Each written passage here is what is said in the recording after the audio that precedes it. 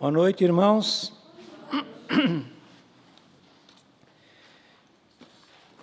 Hoje o nosso tema é quando o desânimo nos paralisa. Os objetivos: demonstrar que até os grandes homens de Deus passaram por desânimos paralisantes. Revelar quais foram as distorções cognitivas do profeta Elias, comum a todos nós. Incentivar-nos a nos posicionar nos momentos de desânimo. Aqui eu coloquei em negrito distorções cognitivas e tem a explicação naquelas letrinhas lá embaixo. Distorções cognitivas são erros no jeito que a mente interpreta a realidade.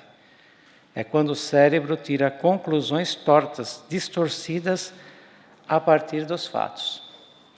Então é muito comum, quando nós estamos desanimados, nós enxergarmos a realidade de uma forma distorcida. Então aquilo que muitas vezes parece tão simples, para nós naquele momento é muito complicado. É aquele provérbio, né? Se afogar num pires d'água. Só que, às vezes, o pires para nós é uma piscina. Então, irmãos, o texto base é 1 Reis, capítulo 19. Eu tinha colocado do verso 1 ao 8, mas é melhor do 1 ao 10. Se os irmãos tiverem a Bíblia ou no celular, eu procurei calcular o tempo, dá 1 minutinho e uns 20 segundos só. Então, esses 10 versículos, 1 minutinho e meio no máximo, nós já terminamos, tá bom?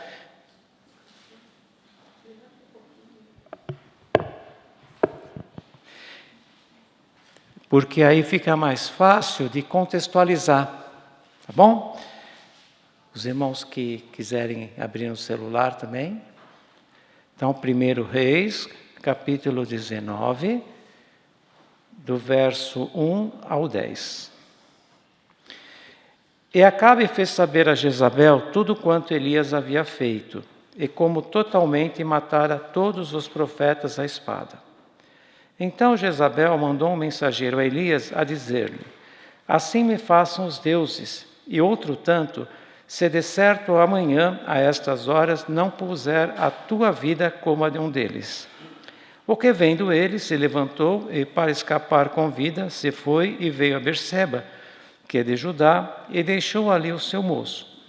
E ele se foi ao deserto, caminho de um dia, e veio e se assentou debaixo de um zimbro, e pediu em seu ânimo a morte, e disse: já basta, ó Senhor, toma agora a minha vida, pois não sou melhor do que meus pais. E deitou-se e dormiu debaixo de um zimbro. E eis que então um anjo o tocou e lhe disse: levanta-te, come. E olhou, eis que à sua cabeceira estava um pão cozido sobre as brasas, e uma botija de água. E comeu, e bebeu, e tornou a deitar-se. E o anjo do Senhor tornou segunda vez, e o tocou, e disse: levanta-te e come, porque muito comprido te será o caminho. Levantou-se, pois, e comeu e bebeu. E com a força daquela comida, caminhou 40 dias e 40 noites, até Horebe, o monte de Deus. E ali entrou numa caverna e passou ali a noite. E eis que a palavra do Senhor veio a ele e lhe disse: o que fazes aqui, Elias? E ele disse: tenho sido muito zeloso pelo Senhor Deus dos exércitos, porque os filhos de Israel deixaram o teu concerto, derrubaram os teus altares e mataram os teus profetas à espada. E eu fiquei só, e buscam a minha vida para me tirarem. Aqui nós vemos, irmãos, que como nos objetivos foi já lido, demonstrar que até os grandes homens de Deus passaram por desânimos paralisantes. Eu me lembro quando eu comecei a frequentar a igreja, e até depois, até uns 10, 20 anos, eu via os anciãos E eu achava que eles eram super-homens. Então eu pensava comigo, eu nunca poderei ser um homem assim, pregador da palavra, porque eu não tenho essa estrutura psicológica. E eu achava que eles não tinham medo de nada, que eles eram super-heróis. E depois, convivendo com alguns deles, eu comecei a ver que não era bem assim, que todos nós somos frágeis humanos, dependentes totalmente da misericórdia de Deus. Inclusive, quando nós lemos Hebreus capítulo 11, o título está assim, né? Os heróis da fé. Eu não vi, não sei se os pastores já viram escrito herói na Bíblia, eu não vi. Que eu saiba, na Bíblia não tem nenhum herói, escrito herói.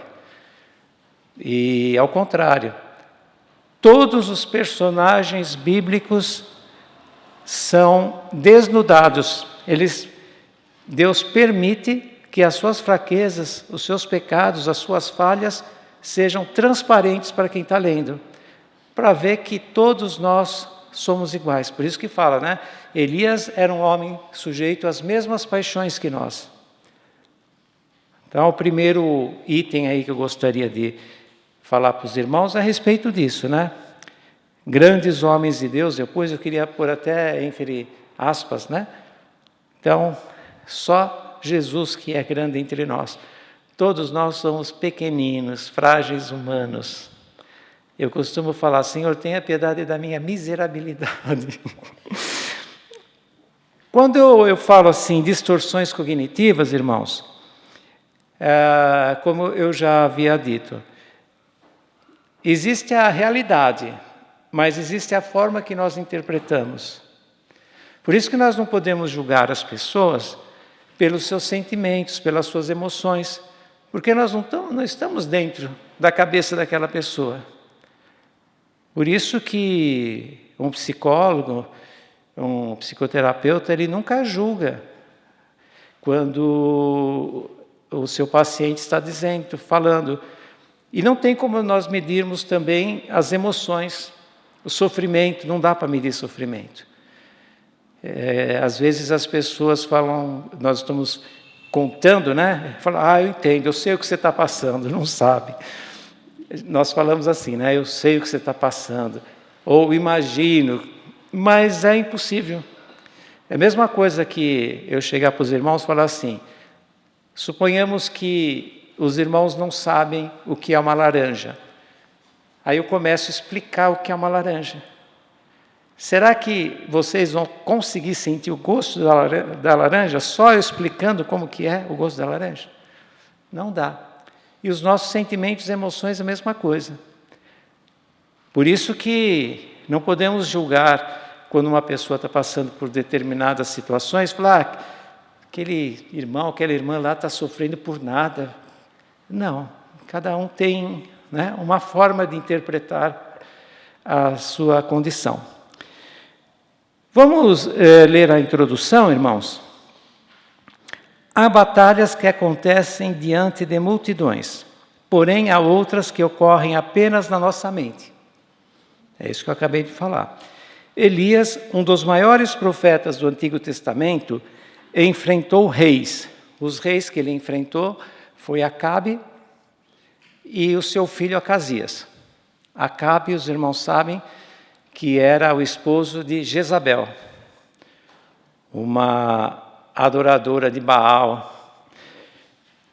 Então diz assim, enfrentou reis, desafiou falsos profetas. Estes falsos profetas foram aqueles 450 profetas de Baal. Israel estava passando por um problema muito grave, que era a idolatria. Então, Deus levantou o profeta Elias para que pregasse contra a idolatria. Foi realmente uma missão duríssima, porque a nação de Israel estava envolvida na idolatria. Aí diz assim, viu fogo cair do céu. Esse fogo cair do céu foi quando foi colocado 2 altares E Elias falou assim: aquele Deus que responder por fogo, consumir o holocausto, esse é o Deus verdadeiro. Aí fizeram o altar primeiro de Baal, e aí os profetas de Baal clamavam e lancetavam até, e faziam barulho. E o profeta Elias até aproveitou para escarnecer deles. Grita mais alto, talvez ele está viajando. Então, começou a ironizar, né? E quando o profeta Elias preparou o altar, ele não apenas preparou o altar, ele encheu de água, pôs as pedras, as águas, falou: não, pode pôr bastante água aí. E quando Deus desceu com fogo, consumiu tudo, até as pedras, tudo foi consumido. E aí o povo começou a gritar: só o Senhor é Deus, só o Senhor é Deus. Só que aquilo, né? Naquele momento, o povo estava vendo um milagre, uma manifestação de Deus, mas, infelizmente, o ser humano é assim. Nós esquecemos muito rápido das coisas, né? Aí, continuando, ressuscitou o filho da viúva de Serepta. Esse filho da viúva de Serepta é que quando Elias ele foi para o deserto, como 3 anos e 6 meses não chovia, segundo a palavra que Deus deu para ele, porque o povo estava na desobediência, na idolatria, então ele orou a Deus para que não chovesse durante todo esse tempo.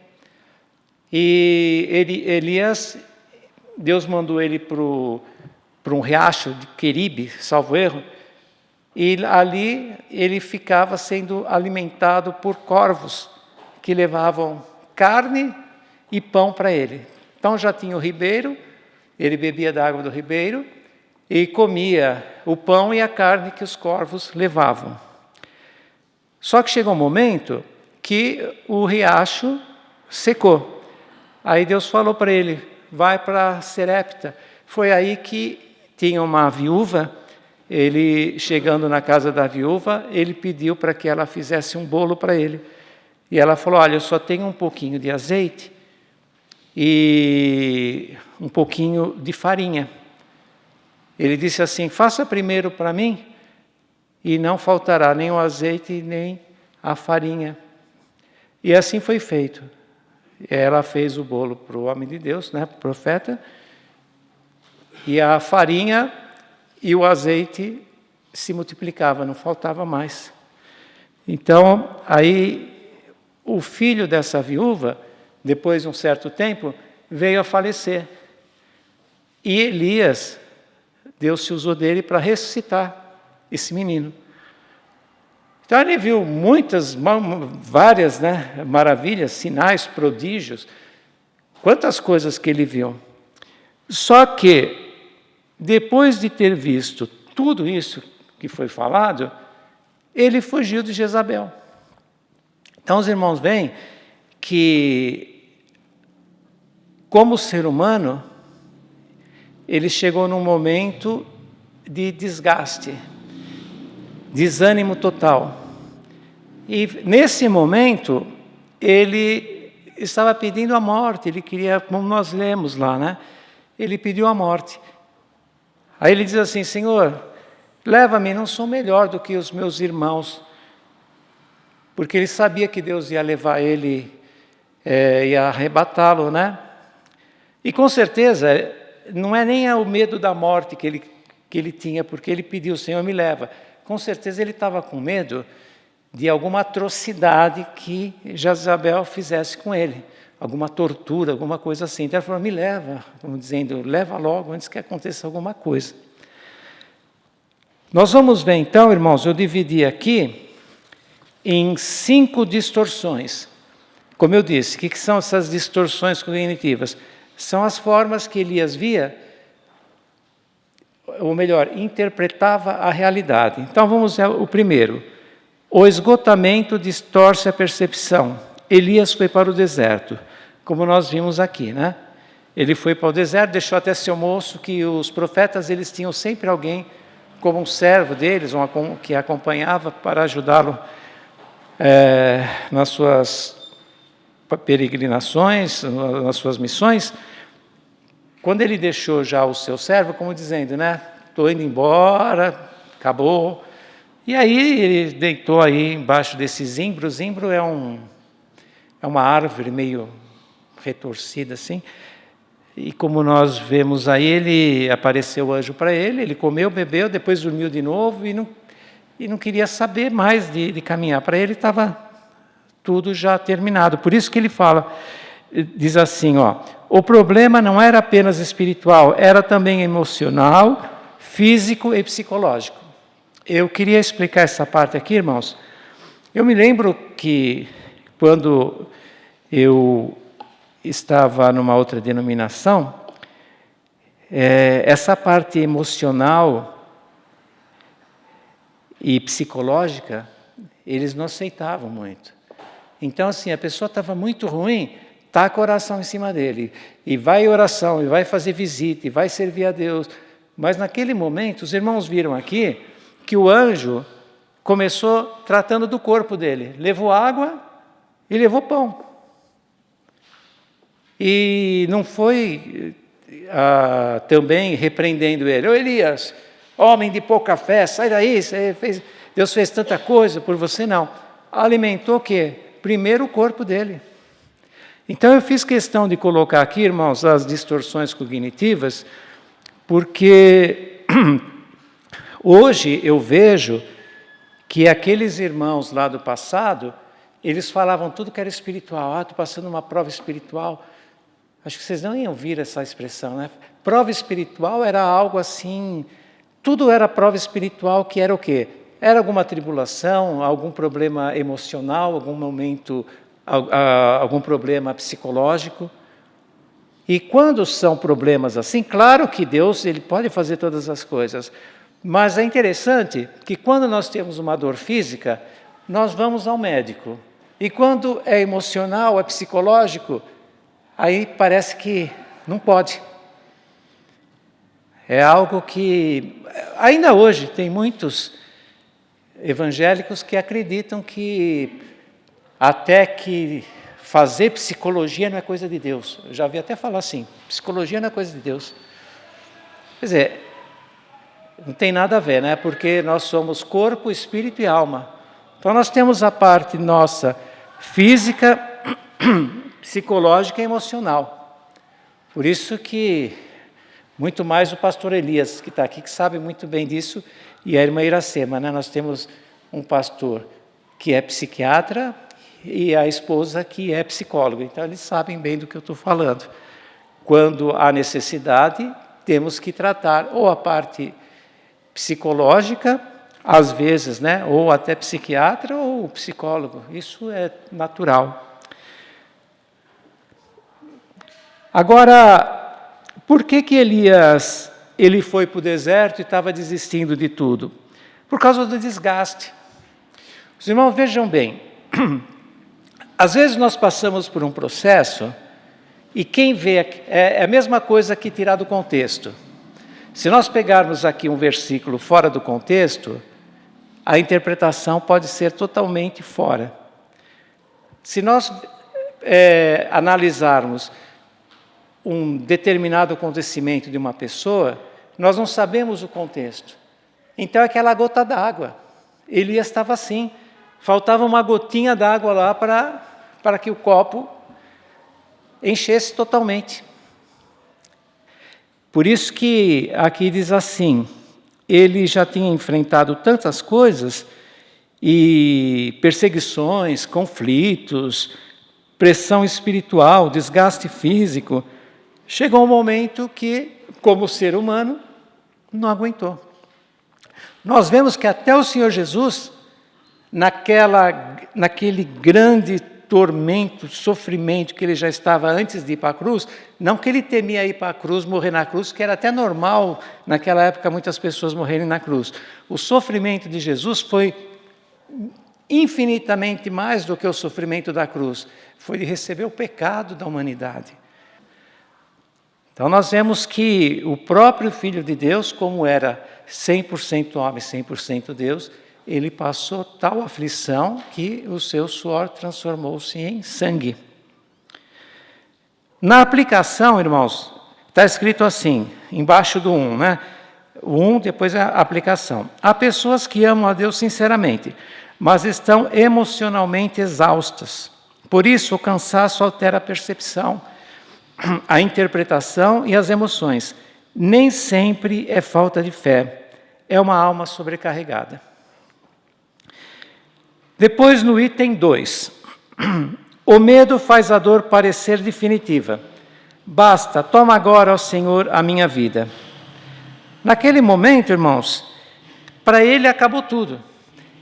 Eu não sei, os irmãos, talvez seja... Eu venho de uma família, é interessante, eu já vi famílias, eu conheci famílias que era, digamos, algo genético. Todas as mulheres tinham câncer de mama, impressionante, todas. E já famílias que tinham problema no coração. Eu venho de uma família, isso de gerações, de pessoas depressivas. Então, o meu avô, a minha avó, a minha mãe, a minha tia, o meu irmão que faleceu há pouco tempo, também por problema de depressão. E aí o que acontece? Chega um momento, eu cheguei já a um momento, confesso para os irmãos, nem 1, nem 2, nem 3, nem 4, que eu cheguei para o Senhor e falei, Senhor, me leva, não aguento mais. E aí eu fui repreendido por algumas pessoas, né? Você é pai, você tem a tua esposa, tem teus filhos, mas ninguém sabe naquele momento. É a mesma coisa que uma pessoa ser tomada pelo síndrome do pânico, a síndrome do pânico, entrar em pânico, só quem entrou em pânico sabe o que é. E eu já entrei várias vezes, então eu sei o que é, fiz muito tratamento, por isso que, inclusive ontem veio uma amiga aqui da minha esposa, tratar com o pastor Elias. Ela teve pânico, um momento de pânico na escola. Nem sei se ela comentou com o pastor, ela teve esse momento, entrou numa crise de pânico que foi algo assim, um terror. Aparentemente não estava acontecendo nada, ela estava lá na escola, né? Então, por isso que ele disse, basta, toma agora, ó Senhor, a minha vida. Como dizendo, eu não quero passar por uma tortura e também não precisa me levar, Senhor, me arrebatar, eu não sou melhor que meus irmãos, me leva logo, nesse sentido. E é normal, né, a pessoa, às vezes, chegar nessa situação. A aplicação. O sofrimento possui uma voz. E essa voz tenta convencer que não há esperança, que nada mudará e que Deus abandonou tudo. Mas os sentimentos não são soberanos sobre a verdade. Ou seja, os sentimentos, eles mentem em relação ao fato em si. Mas para a pessoa... No item 3, a solidão altera a visão da realidade. Só eu fiquei. Interessante isso, né? A gente chama também de generalização. Só eu fiquei. Aí Deus fala para ele, tem 7.000 que não dobraram os joelhos a Baal, nem o beijaram.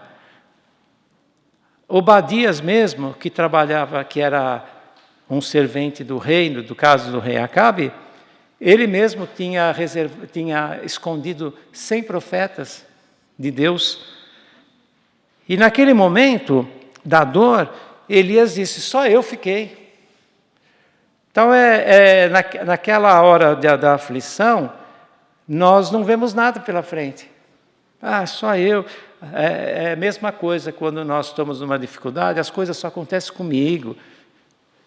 Eu sempre já sei que comigo não vai dar certo. É normal pela situação. Por isso que nós estamos estudando um profeta que caiu nestas condições totalmente humanas. Aí Deus fala, reservei 7.000. Então a dor dele reduziu a sua percepção da realidade. A solidão emocional cria ilusões cognitivas, né? Aí a pessoa começa a acreditar. Uma vez um aluno, ele foi ter aula comigo, um menino, Inclusive hoje ele, não sei em que ano, mas ele está fazendo medicina. Ele estava meio emburrado e eu falei, o que foi? Eu sou burro. Eu falei, quem que disse ser burro? Todo mundo. Aí eu falei, todo mundo? Até brinquei com ele, você está famoso, o mundo todo sabe que você é burro, nossa. Bom, conclusão, ele falou que foi diminuindo, até que chegar no pai dele. E aí eu falei assim, mas por que o teu pai fala que você é burro? Porque eu não consigo decorar nada. Eu falei, mas quem te disse que decorar é sabedoria? Decorar é memória, não tem nada a ver com inteligência. Então houve aquela distorção. Tanto é que hoje esse menino está fazendo faculdade de medicina. O pai que falou que ele era burro, hoje ele está fazendo faculdade de medicina. Então os irmãos vejam como que é natural no meio das pessoas que não têm conhecimento, né, fazer esses julgamentos, muitas vezes isso nos próprios filhos, né? Eu que fui professor muitos anos, a gente ouvia dos próprios alunos, os próprios pais fazerem diferença de filhos. Então aquele sim, esse daqui não. Eu via um pai que falava nitidamente, na frente dos filhos, esse aqui é uma bênção, uma promessa de Deus, agora o outro, na frente dele. Conclusão, o que aconteceu? Aquele que era uma bênção hoje é médico, e aquele que não era nada, não é nada mesmo. Digamos assim, né? Está trabalhando de qualquer coisa que aparece. Vocês viram? Quer dizer, o pai já colocou na cabeça dele, talvez se ele falasse os dois são bênçãos de Deus, Deus vai abençoar os dois, quem sabe, né? Eu peço perdão para os irmãos, está parecendo mais que eu estou falando de psicologia do que da Bíblia, mas não, eu estou fazendo o exame do profeta, né? O que ele passou. O 4, a frustração faz esquecer os milagres. Isso é muito normal. Acho que os irmãos já viram que tem alguns salmos que o salmista ele faz ele vai relembrar as obras que Deus fez. Relembrando as obras que Deus fez, automaticamente no final dos salmos, a alma dele já está fortalecida. Por quê? Se Deus fez no passado, Ele pode fazer no presente e pode fazer no futuro, né? Quando nós estamos numa situação dessa, irmãos, é bom nós lembrarmos tudo que Deus já fez. Então, se for perguntar para vocês, para os irmãos, o que Deus já fez, nós não íamos sair hoje à noite daqui. Cada um ia contar o que Deus já fez na sua vida, na vida dos seus filhos, na vida dos seus familiares, na vida dos seus parentes, não é assim? Só que na hora que nós estamos passando por um processo, além da distorção, nós esquecemos de tudo. Aí o que vale naquele momento é só o que nós estamos passando. E é o que aconteceu com Elias. Na aplicação, existem pessoas que possuem uma história inteira de cuidado divino, como Elias, né? Mas um momento de dor eclipsa anos de fidelidade de Deus. O sofrimento reduz a memória espiritual, como já foi explicado. Vamos ver o item 5. Deus não trata Elias primeiro com repreensão. Levanta-te e come. Deus não começa dizendo, homem sem fé. Aí outro contexto, né, que o Senhor Jesus falou, homens de pouca fé, aí é outro contexto. Por isso que eu falo para os irmãos, se nós pegarmos o que o Senhor Jesus falou, repreendendo os discípulos, mas é outra condição. Por isso que todo texto tem que ter o seu contexto. Nesse momento, a fragilidade que Elias estava, já pensou se o anjo aparecesse para ele e repreendesse ele? Ele estava numa condição de esgotamento total, né? Primeiro Deus oferece descanso, alimento, água, silêncio e presença.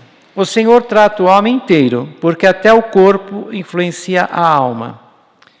Aplicação. Nem todo problema espiritual é apenas espiritual. Há momentos em que o esgotamento, o medo, a solidão, a fadiga emocional afetam profundamente a maneira como alguém interpreta a vida.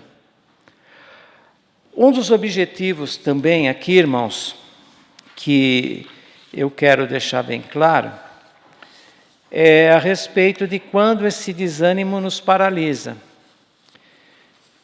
Certa ocasião, eu estava desempregado, e como eu sempre trabalhava com música, e os irmãos aqui que já têm pelo menos aí uns 40 anos, vai lembrar da época do Collor.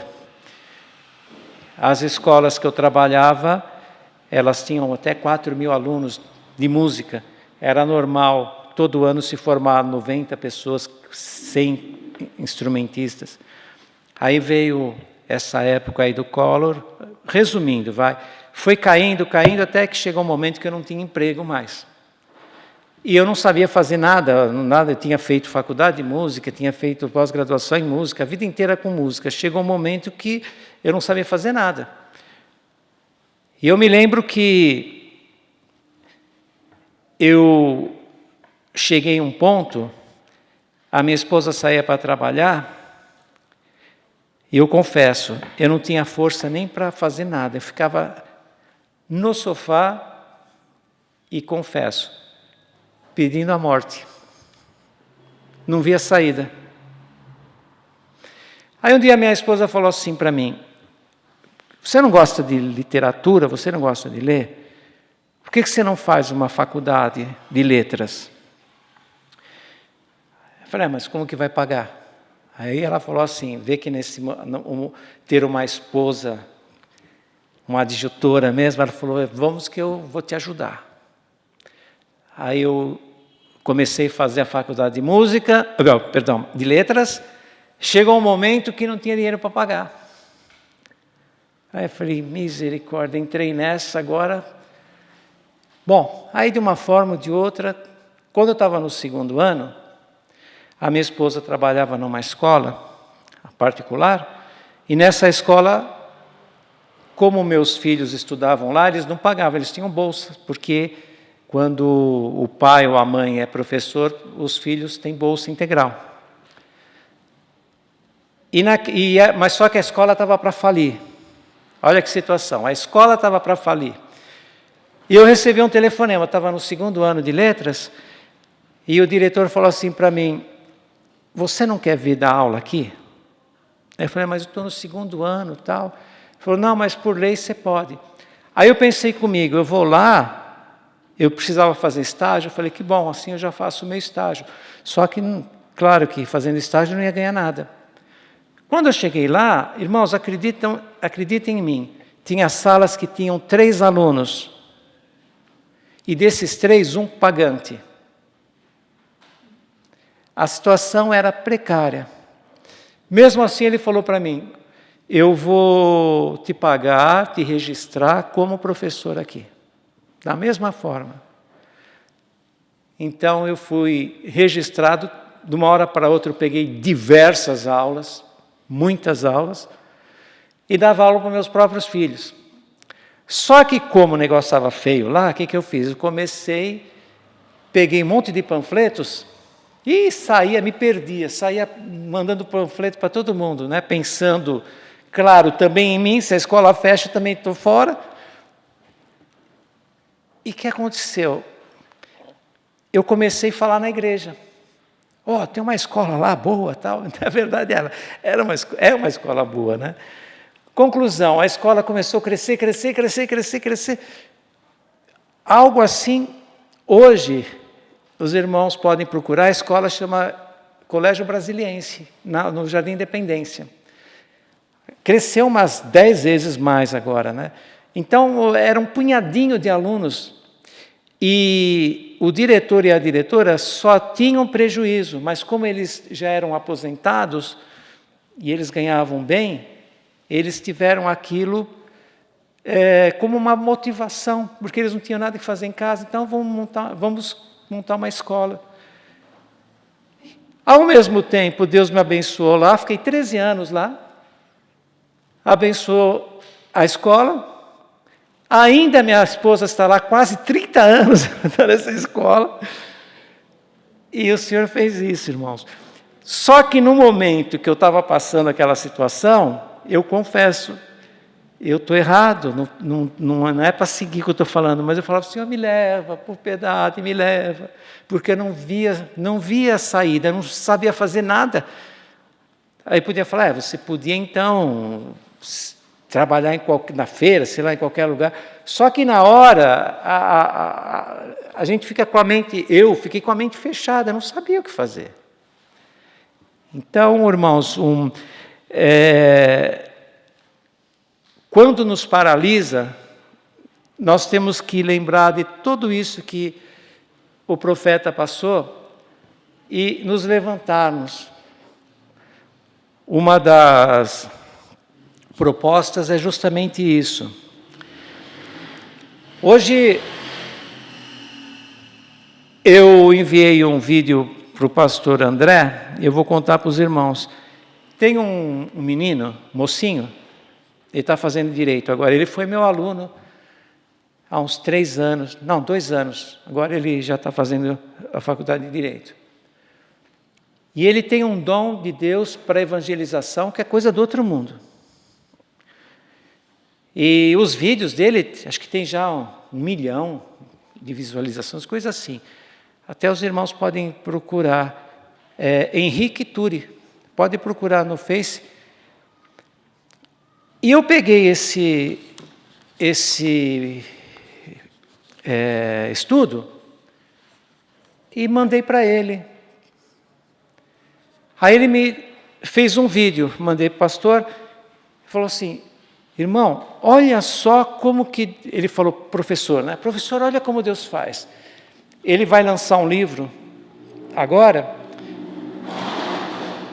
17 minutos antes de eu dar esse estudo para ele, ele falou que sentiu no coração que ele tinha que escrever sobre o sofrimento. Aí ele começou o sofrimento, aí ele falou, o que eu vou falar, meu Deus do céu? Falou, professor, acredita, 17 minutos depois, eu pensando, eu não sei o que eu vou escrever sobre o sofrimento, o senhor me mandou. Aí ele falou, para ver que é verdade, o pastor viu, né? Ele mostrou a tela do computador e estava lá sobre o sofrimento, só estava o título, né?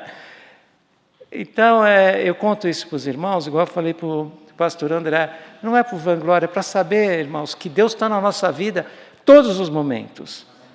Né? Eu já vou terminar. Esses dias aí vai entrar o meu gatinho agora. O meu gatinho fez uma operação e eu tinha que levá-lo no hospital para fazer um exame muito rigoroso. Tanto é que esse exame eu teria que assinar para ver se acontecesse alguma coisa. Aí eu já estava pronto. Acho que eram 8 horas. 9 horas eu tinha que estar no hospital. Mas é pertinho de casa, dava para ir até a pé, né? Mas eu ia pegar um Uber. Quando eu arrumei minhas coisas, eu vi que a caixinha do gato não tinha a portinhola. Falei, como pode uma coisa dessa? Aí procurei 10 minutos, 20 minutos, 30 minutos. Aí eu já comecei, Senhor, tem misericórdia. A minha mãe falava que eu sou meio dramático, eu sou mesmo, não.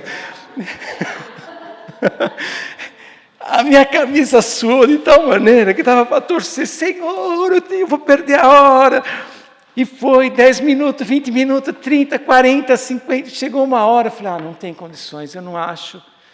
Liguei para minha esposa, sumiu, que negócio lá, nervoso, porque não tinha como sumir, irmãos. O gatinho fica num lugar pequeno, estava lá, não tem como sumir.